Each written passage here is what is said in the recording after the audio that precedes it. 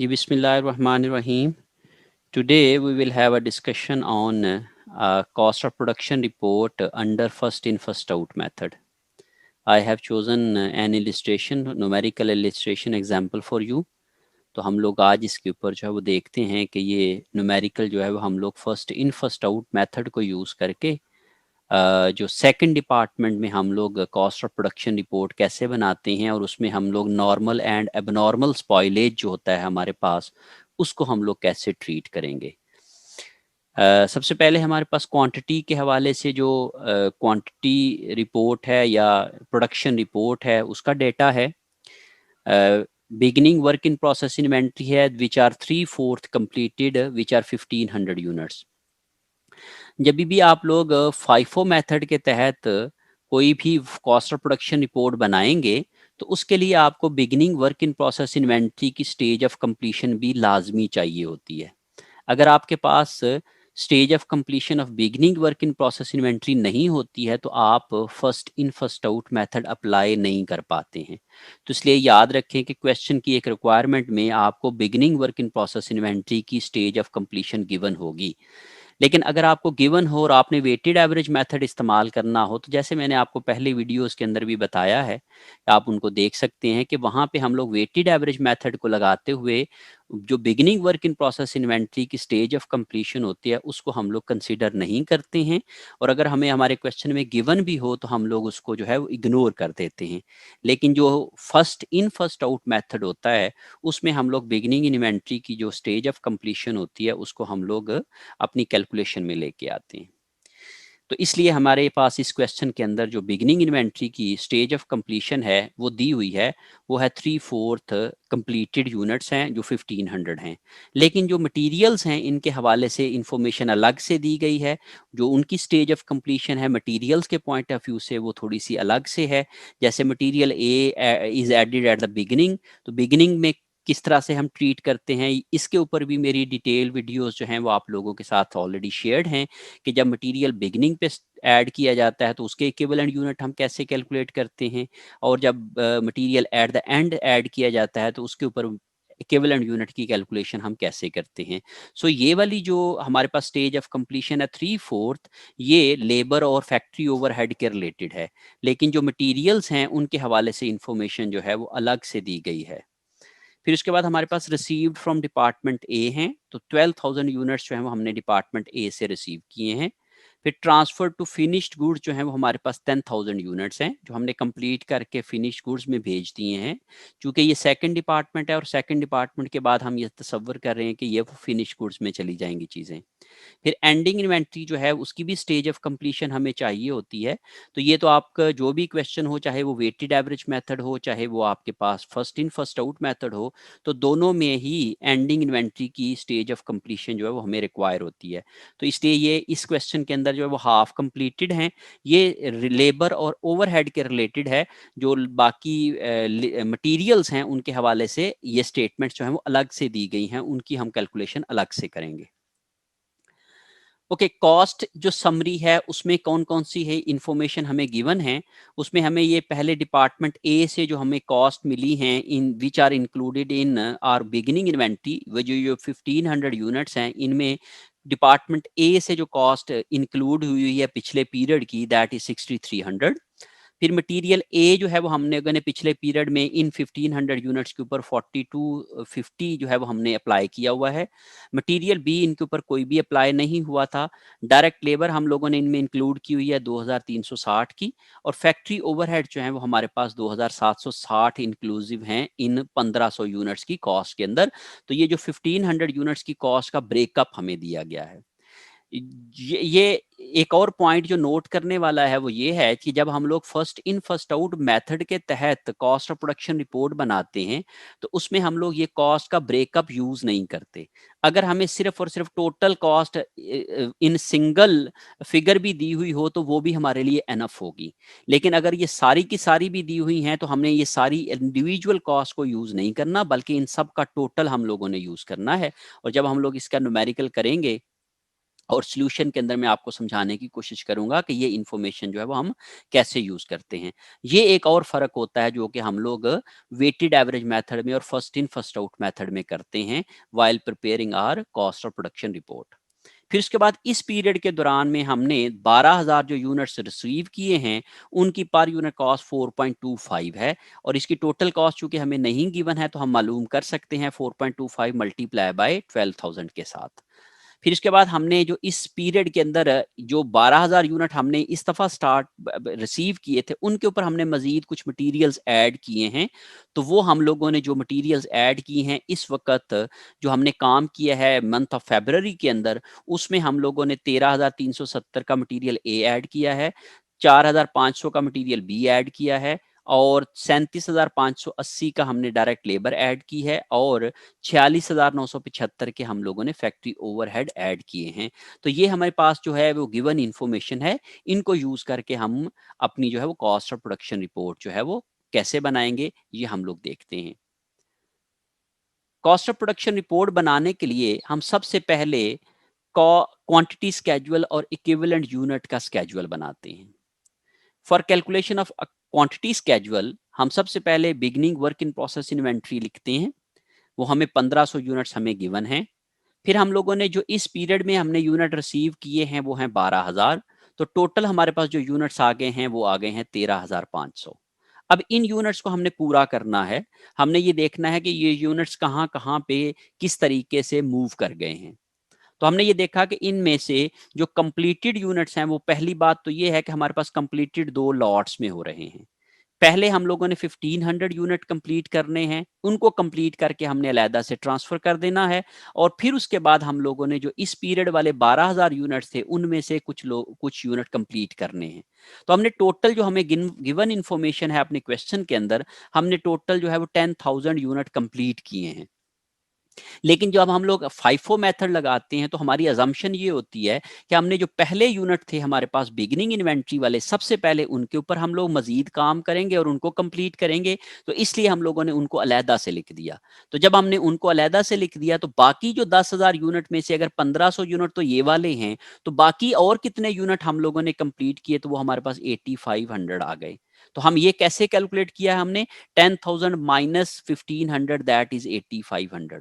Total unit completed 10,000, जिसमें से beginning inventory थी 1500, उसको जब हम लोगों ने एडजस्ट किया तो हमारे पास जो इस पीरियड में हमने यूनिट रिसीव किए थे 12,000 के, उनमें से हम लोगों ने 8500 यूनिट्स जो हैं वो कंप्लीट कर लिए हैं। फिर उसके बाद हमने कहा जी एंडिंग वर्क इन प्रोसेस में हमारे पास 2000 यूनिट पड़े हुए थे, ये हमें गिवन इंफॉर्मेशन है हमारे क्वेश्चन के अंदर। फिर हमें एक और इंफॉर्मेशन गिवन है हमारे सवाल में कि हमारी जो यूनिट बाकी जो है वो लॉस हो रहे हैं, और 5% जो गुड आउटपुट का जो लॉस है वो नॉर्मल लॉस है। तो हमने टोटल यूनिट जो कंप्लीट किए हैं वो 10,000 हैं, और 10,000 का 5% जो है वो हमारे पास जो है वो नॉर्मल लॉस है। तो हमने 10,000 का 5% ले लिया, तो that is 500। So in this way we can have normal loss figure. फिर उसके बाद बाकी जो यूनिट्स हैं वो चूंकि हमें गिवन नहीं है तो वो एबनॉर्मल लॉस है। उसके लिए हम कैसे कैलकुलेट करेंगे, तो हम लोगों ने बेसिकली टोटल 13,500 यूनिट्स थे, उसमें से जब हम लोग ये तमाम यूनिट्स को माइनस कर देंगे तो हमारे पास बाकी यूनिट्स आ जाएंगे 1,000 यूनिट्स के जो कि एबनॉर्मल हैं। तो मैंने यहाँ पे ये फॉर्मूला लगा के तो टोटल यूनिट्स में से 13,500 में से जब मैंने 1500, 8500, 2000 और 500 यूनिट्स जो है वो माइनस किए हैं, तो मेरे पास जो बाकी यूनिट्स बच जाते हैं वो हैं बेसिकली 1000 यूनिट। और ये मैं ये कह रहा हूं कि ये एबनॉर्मल लॉस है, ये भी लॉस यूनिट्स हैं, लेकिन ये नॉर्मल लॉस है और ये एबनॉर्मल लॉस है। तो हमने ये वाला क्वेश्चन जो है वो नॉर्मल एंड एबनॉर्मल लॉस दोनों की ट्रीटमेंट को देखते हुए करना है, और हम इस फाइफो मेथड अप्लाई कर रहे हैं with both of the adjustments, normal and abnormal loss adjustments. So in this way we can have quantity schedule. ये हमारा एक क्वांटिटी स्केजुअल बन गया। अब हम लोग उसके बाद बनाएंगे इक्विवेलेंट यूनिट का एक स्केजुअल। इक्विवेलेंट यूनिट की कैलकुलेशंस के लिए आप लोगों को जब नॉर्मल या एबनॉर्मल लॉस होता है तो उसके लिए आसानी से एडजस्टमेंट ऑफ लॉस करने के लिए हम लोग क्या करते हैं, एक डिपार्टमेंट ए का भी कॉलम बना लेते हैं, हम उसके भी इक्विवेलेंट यूनिट कैलकुलेट करते हैं।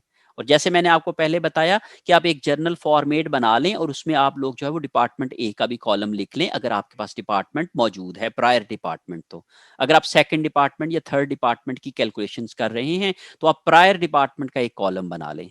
फिर उसके बाद आपके कॉस्ट एलिमेंट कितने हैं, ये आपका क्वेश्चन आपको गाइड कर देगा कि आपके पास कितने कॉस्ट एलिमेंट हैं।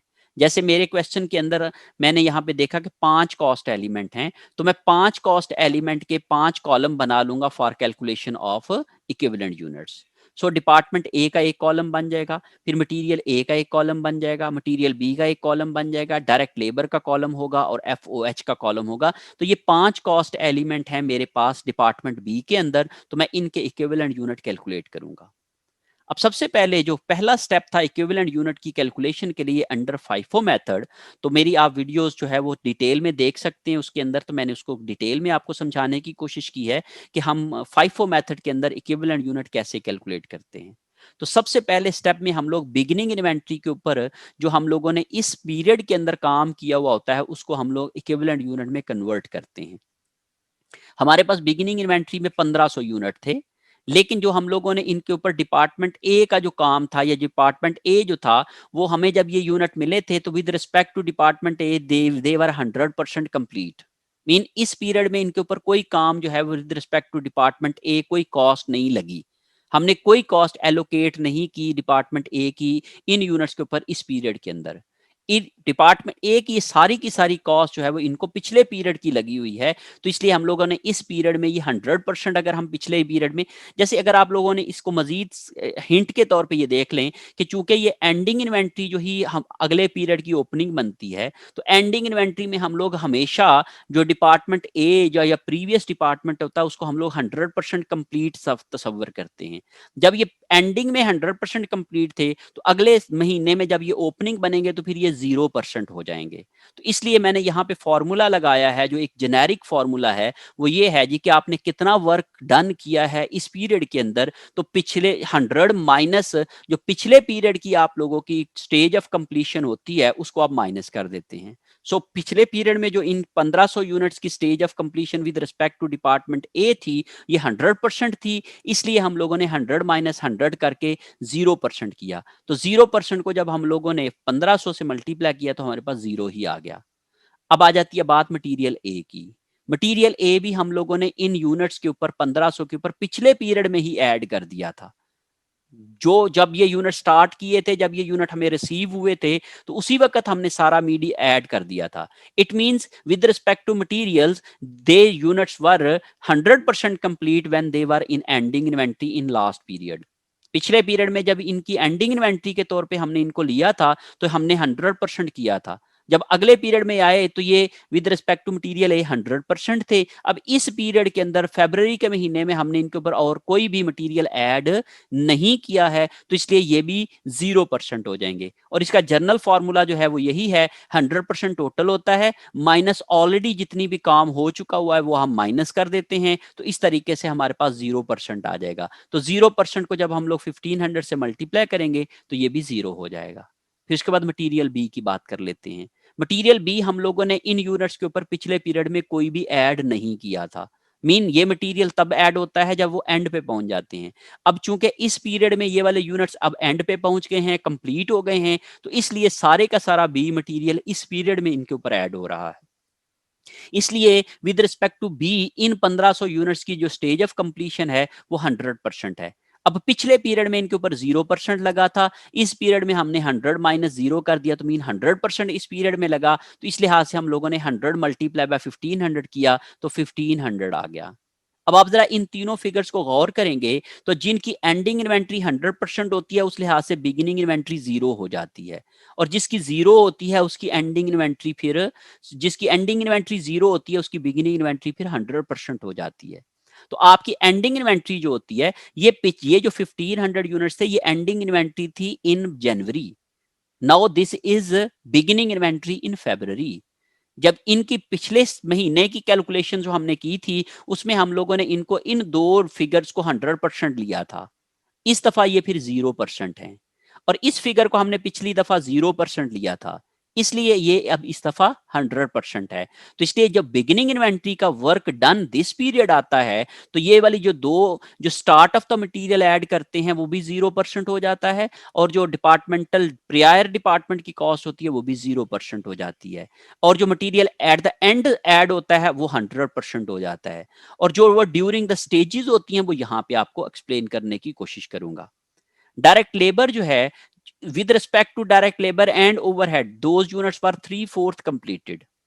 टोटल कंप्लीट होता है 1 में से जब हम लोगों ने 3/4 माइनस किया तो बाकी रह गया 1/4। इट मींस इन 1500 यूनिट्स के ऊपर मजीद जो हमने इस पीरियड में फरवरी के अंदर काम किया है वो सिर्फ 1/4 किया है। तो हमने सिर्फ 1/4 यहां पे लिखना है। तो हमने कहा जी 1500 मल्टीप्लाई बाय 1/4, तो वो 1/4 कैसे आया है? 1 माइनस 3/4 दैट इज 1/4। तो मीन मैंने जो इनकी कंप्लीटेड स्टेजेस थी वो मैंने माइनस कर दी हैं और रिमेनिंग स्टेजेस निकाल ली हैं। तो this is the basically journal formula कि आप टोटल में से माइनस कर दें जो कंप्लीटेड स्टेज है और बाकी आपकी रिमेनिंग स्टेज आ जाएगी। तो वो इस पीरियड में हम लोग बिगिनिंग इन्वेंट्री की रिमेनिंग स्टेज को हम क्या करेंगे? इक्विवेलेंट यूनिट में कैलकुलेट करेंगे। सो 1500 100% रिमेनिंग थी ये, इस लिहाज से 1/4 रिमेनिंग थी। तो हमने जो है वो 1500 को इसका 1/4 लिया तो दैट इज 375, और इसी तरीके से FOH भी 1/4 लिया तो दैट इज 375। इस लिहाज से हम लोगों ने जो बिगिनिंग इन्वेंट्री की वर्क डन दिस पीरियड था उसको इक्विवेलेंट यूनिट में कन्वर्ट कर लिया। अब बात कर लेते हैं जो 8500 यूनिट्स वो थे जो हमने इसी पीरियड में स्टार्ट किए या रिसीव किए। जैसे ये 12000 यूनिट इसी पीरियड में हमने रिसीव किए और इनमें से हम लोगों ने 8500 कंप्लीट कर लिए। जो ये 8500 यूनिट्स हैं ये completed with respect to all segments हैं। दैट्स वाई हम लोगों ने सब जगहों के ऊपर 8500 रिपीट कर लिया। तो ये आप नोट कर लें कि यहाँ पे आप लोगों ने 100% कंप्लीट है चूंकि, तो ये एज पर फॉर्मूला भी 100% सबके साथ मल्टीप्लाई कर देंगे तो आपके पास 8500 आ जाएंगे। फिर उसके बाद हम लोग एंडिंग इन्वेंट्री की कैलकुलेशन करते हैं। एंडिंग इन्वेंट्री में हमें हम लोग स्टेज ऑफ कंप्लीशन चेक करते हैं। हम डिपार्टमेंट ए के लिहाज से, चूंकि जब ये यूनिट कंप्लीट हुए थे तो डिपार्टमेंट ए में आए थे, तो इसलिए हम लोगों ने डिपार्टमेंट ए के लिहाज से हम लोगों ने ये देखा कि 100% कंप्लीट थे तो 2000 मल्टीप्लाई बाय 100% कर दिया तो ये हमारे पास 2000 आ गया। मटेरियल ए स्टार्ट पे ऐड किया था तो इसलिए ये भी विद रिस्पेक्ट टू मटेरियल, चूंकि ये अभी इनकम्प्लीट यूनिट्स हैं लेकिन इनके ऊपर मटेरियल ऐड हो चुका हुआ है स्टार्ट के ऊपर ही, तो इसलिए हम लोगों ने कहा कि ये यूनिट्स भी 100% कंप्लीट हैं विद रिस्पेक्ट टू मटेरियल्स। लेकिन with respect to B, material B, ये अभी उस स्टेज पे नहीं पहुंचे, ये अभी हाफ कंप्लीटेड है। ये उस वक्त जब ये 90% पे पहुंच जाएंगे तो तब मटेरियल बी ऐड होगा। तो इसलिए हम लोगों ने इसका 0% ले लिया, तो 2000 का 0% 0 आ जाएगा। फिर डायरेक्ट लेबर की बात कर लेते हैं। तो ये यूनिट जो है वो अभी हाफ कंप्लीटेड है, तो 2000 मल्टीप्लाई बाय 1/2 किया तो ये हाफ कर लिया इसका, तो ये 1000 आ गया। इसी लिहाज से हम लोगों ने ये कहा कि FOH भी हाफ कंप्लीटेड है तो हमने यहां पे भी 1000 ले लिया। इस तरीके से हम लोगों ने एंडिंग वर्क इन प्रोसेस के भी इक्विवेलेंट यूनिट कैलकुलेट कर लिए। फिर हमने कहा कि नॉर्मल लॉस कितना है। नॉर्मल लॉस थे हमारे 500 यूनिट्स। तो याद रखें जब हम लोग normal loss charge to overall production करते हैं, mean completed and incomplete both of type of units करते हैं, तो हम लोग फिर इसको यहाँ पे कोई भी चीज ऐड नहीं करते हैं। हम इसकी जो है वो सेपरेट नहीं करते हैं इसकी कॉस्ट को, या इसके इक्विवेलेंट की कैलकुलेशन में इनको हम इग्नोर कर देते हैं, हम इक्विवेलेंट में यूनिट्स में इसको नहीं लिखते हैं। हाँ, अगर हम लोगों ने ये कहना हो कि ये जो लॉस है नॉर्मल लॉस वो चार्ज टू फिनिश प्रोडक्ट्स है सिर्फ, तो फिर हम लोग यहाँ पे इन यूनिट्स को इंक्लूड कर लेंगे। लेकिन यहाँ पे हम अज्यूम ये कर रहे हैं कि ये नॉर्मल लॉस जो है वो सिर्फ और सिर्फ फिनिश्ड गुड्स को नहीं चार्ज किया जा रहा, बल्कि finished goods as well as in process goods दोनों को चार्ज किया जा रहा है, ओवरऑल प्रोडक्शन को चार्ज किया जा रहा है। That's why overall job, overall department की प्रोडक्शन को चार्ज कर रहे हैं। दैट्स वाई हम लोगों ने इसको 500 सारी जगहों पे इग्नोर कर दिया। हमने जो इक्विवेलेंट यूनिट कैलकुलेशन की है उसमें हम लोगों ने इन 500 यूनिट्स को कैलकुलेट नहीं किया है। फिर आ जाती है बात एबनॉर्मल लॉस की। अब ये एबनॉर्मल लॉस यहां पे हम लोग इसको कर रहे हैं। नॉर्मल और एबनॉर्मल लॉस की इक्विवेलेंट यूनिट की कैलकुलेशन के ऊपर या इनके ऊपर मजीद क्वेश्चंस के लिए आप लोग जो है वो मेरी जो दूसरी वीडियोस हैं डिटेल में मैंने उसके ऊपर बात की हुई है, आप उनको कंसल्ट कर सकते हैं, आप उनको देख सकते हैं। फिर हम बात कर लेते हैं एबनॉर्मल यूनिट्स की। एबनॉर्मल यूनिट्स में हमने ये कहा कि 1000 यूनिट एबनॉर्मल हैं। अब ये जो 1000 यूनिट एबनॉर्मल थे, ये with respect to department A 100% complete थे जब ये जाया हुए, तो इसलिए ये 100% आ जाएंगे। मटेरियल ए भी इनके ऊपर 100% लग चुका हुआ था जब ये जाया हुए, तो इसलिए ये भी 100% आ जाएंगे। फिर मटेरियल बी अभी इनके ऊपर अप्लाई नहीं हुआ था, क्योंकि मटेरियल बी एंड पे ही अप्लाई होना है, और जब ये यूनिट जाया हो गए तो फिर इनके ऊपर मजीद हम मटेरियल बी ऐड नहीं करेंगे। जैसे हम लोग पैकिंग मटेरियल की एग्जांपल ले सकते हैं, तो हमने इनके ऊपर कोई भी पैकिंग मटेरियल नहीं लगाएंगे, क्योंकि ये यूनिट जाया हो गए हैं, वेस्ट हो गए हैं, स्पॉइल हो गए हैं। इसलिए हम लोगों ने यहाँ पे इसका 0% ले लिया। अब हमने कहा कि डायरेक्ट लेबर और एफओएच जो है ये इनके ऊपर 90% लगी हुई थी, तब जाके इनकी इंस्पेक्शन हुई थी और 90% के ऊपर ये जाया हो गए थे। तो हमने अगर इसकी एग्जैक्ट कैलकुलेशन करनी है 90% के साथ, तो हमने ये कहा कि डायरेक्ट लेबर इनके ऊपर 90% लग गई थी, तो दैट इज 1000 मल्टीप्लाई बाय 90% 900। या फिर एफओएच इनके ऊपर 90% लग गए थे, तो ये हमने कहा जी ये भी 90%। हाँ, हमें ये भी कहा जा सकता है कि they are lost at the end of the process, और अगर एंड ऑफ द प्रोसेस हूं तो यहाँ पे भी फिर हम 100% लिखेंगे, क्योंकि हमने ये कहा कि ये जब यूनिट लॉस हुए तो ये 100% सारी कॉस्ट कंज्यूम कर चुके हुए थे, लेबर भी, एफओएच भी, मटेरियल ए भी और डिपार्टमेंट ए भी, तो फिर हम लोग इसको 100% लिखेंगे। डिटेल डिस्कशन के लिए आप लोग जो है वो मेरी बाकी वीडियोस जिसमें मैंने एबनॉर्मल लॉस की ट्रीटमेंट आपको सिखाने की कोशिश की है, आप उसको देख सकते हैं। इस तरीके से जब हमने तमाम कॉलम्स को ऐड कर लिया, तो ये हमारे पास जो है वो हर एक के इक्विवेलेंट यूनिट आ गए। डिपार्टमेंट ए के लिहाज से इक्विवेलेंट यूनिट 11500 थे, मटेरियल ए थे 11500, मटेरियल बी 10000, लेबर 10775 और एफओएच 10775। अब इसमें आप जरा गौर करें कि हम लोगों ने सिर्फ और सिर्फ जो ओपनिंग इन्वेंट्री वाले यूनिट्स थे उनको निकाल दिया, और सिर्फ उन जगहों पे लिया जहां पे हमने उनके ऊपर काम किया था या जो कॉस्ट हमने उनके ऊपर लगाई थी। बाकी जो कॉस्ट पहले से कंप्लीट थी वो हम लोगों ने उस कैलकुलेशन में से निकाल दिया, उन 1500 यूनिट्स को। और हमने ये देखा कि सिर्फ 12000 यूनिट्स में से जो जो हो रहा है वो हम लोग देख लेते हैं। अब 12000 यूनिट्स में से 500 यूनिट जाया हो गए हैं, तो हम लोगों ने इनको डिनोमिनेटर से निकाल दिया।